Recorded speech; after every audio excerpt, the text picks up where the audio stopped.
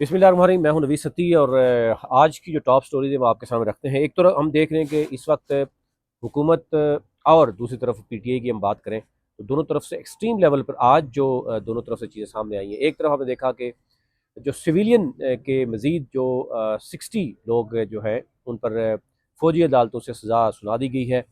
आज तो बात ये हो रही थी कि 105 थे, पहले 20 थे, फिर 25 और फिर 60, यानी 105 जो मुकम्मल हुए जिनको सज़ा हुई। कोई एक भी बेगुनाह सामने नहीं आया। तो इस पर बात हो रही थी कि जनाब दुनिया को सीखना चाहिए पाकिस्तान में कि पाकिस्तान में इंसाफ इस तरीके से होता है।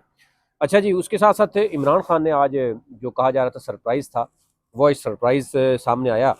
आपने देखा कि अलीमा खान ने गुफ्तगू की और अडयाला जेल के सामने उन्होंने गुफ्तगू करते हुए कहा कि इमरान खान ने ओवरसीज़ पाकिस्तानीज़ यानी जो समंदर पार पाकिस्तानीज़ हैं उनको रेमिटेंसीज़ यानी बाहर से रुकूम भेजने के हवाले से ये 22 दिसंबर का उनका फैसला था। लेकिन आज उन्होंने क्लैरिटी के साथ कहा जी, इमरान खान ने बाकायदा तौर पर जो है वो ऐलान कर दिया है कि आप अपनी रुकूम जो है वो ना भेजें और जो भेजना चाहते हैं वो भेजें। यानी इस तरह की उन्होंने बात की है कि डिसीजन इमरान खान ने दे दिया है कि जनाब आप अब देखना ये होगा कि इसमें तहरीक इंसाफ या ओवरसीज़ पाकिस्तानीज़ किस हद तक कितनी रुकूम जो है वो रोकने में कामयाब हो जाते हैं। अब ये कहा जा रहा है कि एक हफ़्ता या 2 हफ़्ते तक मुसलसल अगर इसमें कोई वाकई कोई कमी नज़र आई तो उस सूरत में गवर्नमेंट जो है वो उसकी क्या हिकमत अमली होगी। लेकिन दोनों तरफ से लड़ाई जो है वो एक्सट्रीम लेवल पे चली गई है। एक तरफ आपने देखा कि मुज़ाकरात शुरू हुए हैं, 2-3 दिन ही हुए हैं। उसके साथ ही जो है वो फ़ौजी अदालतों की तरफ से जो है वो आज मज़ीद 60 लोगों को,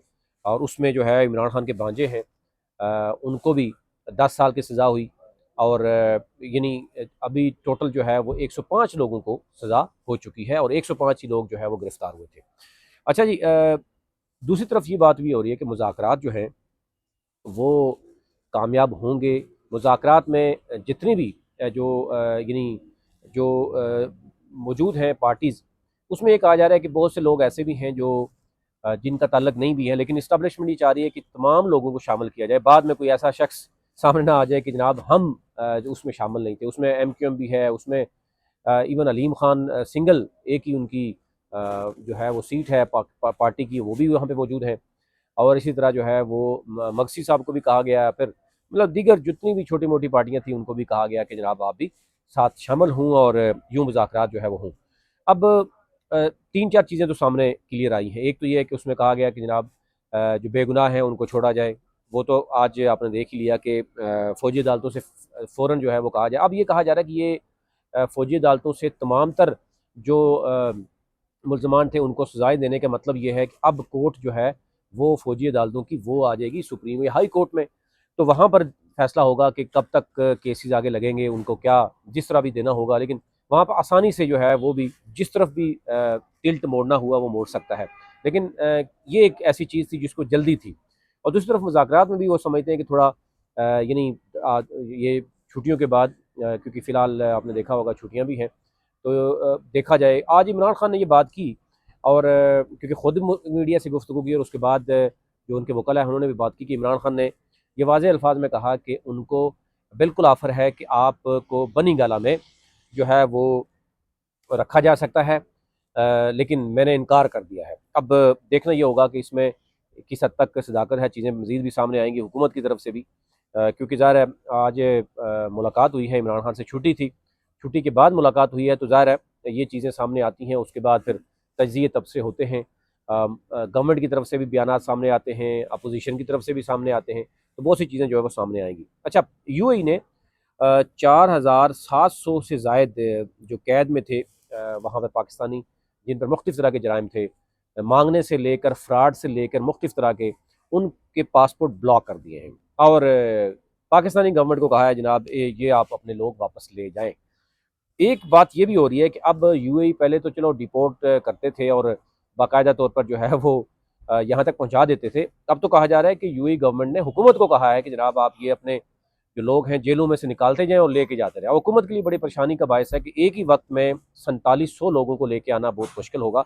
और वो तो ये देख सकते हैं कि अगर सपोज़ पीआईए कोई 4-5 लोग हर दूसरे दिन लेके आए तो एक अलग बात है, तो इसमें बड़ा टाइम लग सकता है। या इससे पूरे सिस्टम को यूएई गवर्नमेंट के साथ गवर्नमेंट क्या बात करेगी, ये कुछ भी कहना कम अज़ वक्त है। लेकिन जिन लोगों के प्यारे जो हैं वो वहाँ पर हैं, वो अब कंसर्न रखते हैं कि जनाब अब एक तो ये है कि ब्लैक लिस्ट भी कर दिया गया उनके पासपोर्ट, फिर वो वापस तो जा नहीं सकते, तो उनको डिपोर्ट भी किया जाएगा और गवर्नमेंट उनको कैसे ट्रीट करेगी, कि क्या जो अगर सजाएं दी जाएंगी वो इधर आके पूरी करनी पड़ेंगी।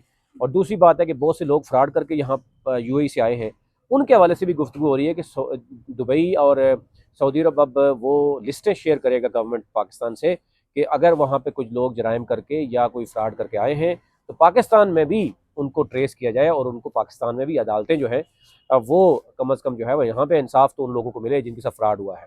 क्योंकि वहाँ पर सिर्फ यूएई गवर्नमेंट के साथ फ्रॉड नहीं होता, वहाँ पर बताया जा रहा है कि फ्रॉड जो है मुख्तलिफ ममालिक की नेशनलिटीज़ के साथ होता है, जिससे गवर्नमेंट के को तासर जो है बड़ा ख़राब होता है। यानी सपोज पाकिस्तान में जैसे आपने देखा कि हर दूसरे दिन जो है वो अफ़गानी बहुत ज़्यादा हैं, तो अफ़गानियों पर एक मुबैन तौर पर इल्ज़ाम तो लगता है, वो चोरी हो, डकैती हो, मर्डर्स हों। इवन जो अभी पीटीआई के जो वो था, आपने देखा होगा, उसमें भी ये इल्ज़ाम लगाया गया कि पीटीआई बहुत से लोगों को साथ लेके आई है। तो यूँ दुबई में भी ये समझा जा रहा है कि अगर पाकिस्तानी किसी और नेशनल के साथ करते हैं तो दुबई गवर्नमेंट के लिए बड़ी परेशानी का बायस बनता है। उस सूरत में ज़ाहिर है अगर किसी को नुकसान होता तो कैसे करेगा। तो ये ओवरऑल सूरतें थी वो अब तक रखनी थी, लेकिन दोनों तरफ से लड़ाई जो है वो शिद्दत इख्तियार कर गई है एक्सट्रीम लेवल पर। यानी जितने भी 9 मई के मुल्ज़मान थे उनको सजाएं दे दी गई हैं, अब बाढ़ कोर्ट आ गया हुकूमत के। दूसरी तरफ मुज़ाकरात जारी हैं, मुज़ाकरात कामयाब होंगे नहीं होंगे।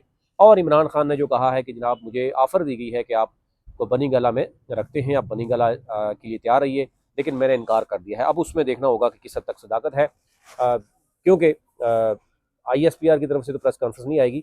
ये मुस्लिम लीग नून की तर्जमान जो है या जो है गवर्नमेंट के तर्जमान जो है वो अता तारड़ साहब ही वज़ारत इत्तलात से बता सकते हैं कि जनाब मुज़ाकरात का मामला क्या है, या कमेटी बता सकती है कि जनाब उसमें क्या सूरत हाल हुई। अभी तक तो चार्टर डिमांड मांगी गई थी कि जनाब लिख के दें कि तहरीक इंसाफ क्या चाहती है, और तहरीक इंसाफ भी ये समझ रही थी कि जो हमारे वो मुतालबात हैं, अब आज की सूरत हाल के बाद ये मुज़ाकरात का रुख क्या होगा ये कुछ भी कहना कबल वक्त है। लेकिन ओवरसीज़ पाकिस्तानी को रोक दिया गया है कि वो जो पैसा है वो ना भेजें। अब ये भी देखना होगा कि आइंदा एक हफ्ते में कितना एक इस पर असर होगा, और गवर्नमेंट जो है वो इसमें क्या गवर्नमेंट की वाकई परेशानी का बायस बनेगा, या गवर्नमेंट समझेगी कि नहीं ये जो कुछ भी कर सकते हैं करें, क्योंकि ये पत्ते तो लास्ट छिड़े जा रहे हैं। ये भी एक एक्सट्रीम लेवल पे शायद इसको रोका गया था इमरान खान की तरफ से कि आखिरी पत्ता खेला जाएगा या ओवरसीज़ पाकिस्तानी को रोका जाएगा। लेकिन आज के वक्त, आज के दिन में इसका कहना और दूसरी तरफ फौजी अदालतों का इंसाफ फैसला आना, ये दोनों चीज़ें ऐसी हैं कि दोनों तरफ से एक्सट्रीम लेवल पर चीज़ें जा चुकी हैं। और आइंदा आने वाले दिनों में जो एक्सपर्ट वो समझते हैं कि शायद ये होना था, ये दोनों तरफ से होना था, और उसके बाद जो है वो मामला बेहतरी की तरफ आ सकते हैं, क्योंकि आलमी ताकतों की तरफ से, स्पेशली अमेरिका की तरफ से जो दबाव नज़र आ रहा है, गवर्नमेंट और इस्टेब्लिशमेंट चाहती है, स्पेशली इस्टेब्लिशमेंट चाहती है कि मामला जो है वो अगले 10-15 दिनों में किसी तरफ, किसी सिमत में जो है वो चल पड़े, ताकि जो है वो अगर बाहर से कोई चीज़ आती भी है तो उसका कोई मुस्बत जवाब जो है वो देखने में आए। अभी तक ले इतना ही, ये चीज़ें थी आपसे डिस्कस करनी थी।